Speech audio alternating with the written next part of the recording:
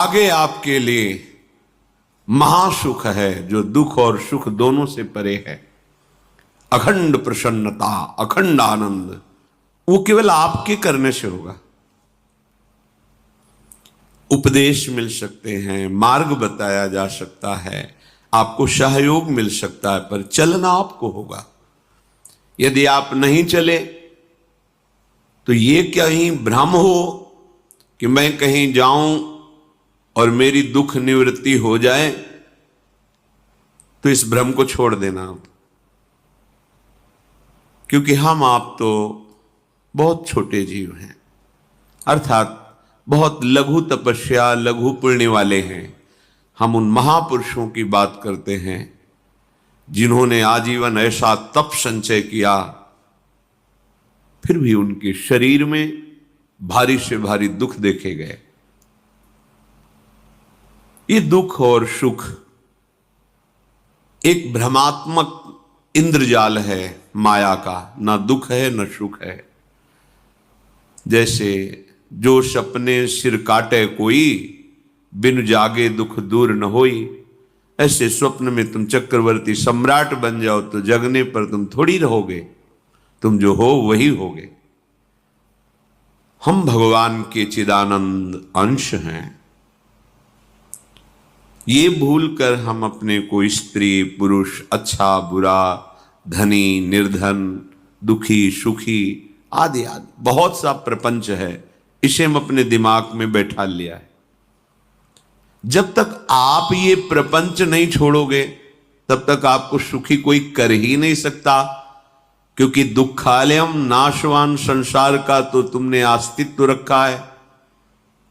अगर ये किसी के दूर करने से होता तो स्वयं जगत गुरु परब्रह्म परमात्म तत्व भगवान श्री कृष्ण सामने हैं और अर्जुन को कह रहे हैं, मात्रा स्पर्शास्तु कौन्तेय शीतोष्ण सुख दुखदा आगमा पायनो अनित्यास्तास्तितिक्षस्व भारत। हे भारत, हे अर्जुन, ये आने जाने वाले अनुकूलता प्रतिकूलता, गर्मी शीतलता, अर्थात काम क्रोध लोभ मोह मद मत्सर अपमान निंदा, ये सब ताप पहुंचाते हैं। अनुकूलता सम्मान यश कीर्ति धन वैभव, मानी हुई मान्यता, ये सब शीतलता पहुंचाते हैं। ये उष्णता और शीतलता, अनुकूलता और प्रतिकूलता आने जाने वाले हैं। भगवान ये नहीं कह रहे मैं मिटा दूंगा, कह रहे तास तितिक्षस्व भारत। हे अर्जुन, ये तुम्हें सहना होगा। यदि तुम इसे सह गए तो तुम्हारे हृदय में ऐसी स्थिति प्रकट हो जाएगी कि फिर ये स्पर्श भी नहीं कर पाएंगे। सहने से तुम्हारी भक्ति बढ़ेगी, तुम्हारा चिंतन बढ़ेगा, तुम्हारा स्मरण बढ़ेगा। सत्य वस्तु के लिए, सत्य तत्व के लिए तुम सुखी हो जाओगे। बिल्कुल खुली बात। आडंबर नाटक पाखंड इसकी जरूरत नहीं है। प्राकृतिक भोगों में सुख बुद्धि, देहाभिमान, विद्या रूप महत्व कुल धन यौवन अभिमान, यही तुम्हारे दुख का मूल है और ये कोई दूसरा नहीं हटा सकता। ये तुम्हें अपने विवेक सत्संग से प्राप्त हुए विवेक के द्वारा, शास्त्र स्वाध्याय से प्राप्त हुए विवेक के द्वारा इसे तुम्हें त्यागना है। दुख तुम पकड़े हो तो छुड़ा कौन सकता है? छुड़ाना तो आपको ही पड़ेगा। अगर कोई वादा करता है कि मैं आपको दुख रहित कर दूंगा, मुझे आज तक समझ में नहीं आया। दुख रहित होने का जो उपाय है वो गुरुजन महापुरुष संत जन बताते हैं कि जब चारों ओर अंधेरा छा रहा हो, कोई अपना न दिखाई दे रहा हो, केवल दुख ही दुख, अशांति ही अशांति, उस समय आप देखिएगा कोई एक है जो आपको बहुत प्यार कर रहा है। वो हमारे प्रभु हैं। आप जिनकी तरफ पीठ किए हो और जहां दुख है उधर मुख किए हो, वापस घूमो, सन्मुख होइएगा। सन्मुख होए जीव मोए जब वहीं जन्म कोटि अघनाशों तबहि, करोड़ों जन्मों के पाप नष्ट कर देते हैं भगवान। जहां प्रभु की तरफ हुए तो पता चला बहुत जन्मों से बिछुड़ा था, वो मेरे स्वामी मिल गए। भारी से भारी संकट की निवृत्ति के लिए एकमात्र उपाय है भगवान श्री हरि का आश्रय, उनके नाम का जप। सत्य मान लीजिए, आडंबर से कुछ नहीं होना। चाहे जितने जंतुर बांध लो, चाहे जितना जो कुछ जादू टोना जो मन आवे सो कर लो, बारी मथे घृत होए बरु शिकताते बरु तेल, बिनु हरि भजन न भवतरी यह सिद्धांत अपेल, विनिश्चितम बदामिते नान्यथा वचांस में हरि भजंती। अटल बात है, यदि भजन नहीं करोगे तो तुम्हें कोई सुखी नहीं कर सकता। तात्कालिक आपको ऐसा लग सकता है मेरा काम बन गया, नहीं, वो तत्कालिक है। हमारा काम बनना तो तब होगा जब हमारा आवागमन मिट जाए, सदा सदा के लिए मुझे ऐसी वस्तु प्राप्त हो जाए कि जहां चाह ही खत्म हो गई, जहां दुख ही खत्म हो गया। वो हमारा स्वरूप है, वो हमारे आराध्य देव हैं। प्रार्थना मान लीजिए, भटकाव से बचिए, देव हैं। प्रार्थना मान लीजिए, भटकाव से बचिए। ये कलिकाल मलायतन मन कर देख विचार, श्री रघुनाथ नाम बिन नाहिन आन आधार। महापुरुषों ने स्पष्ट कहा है।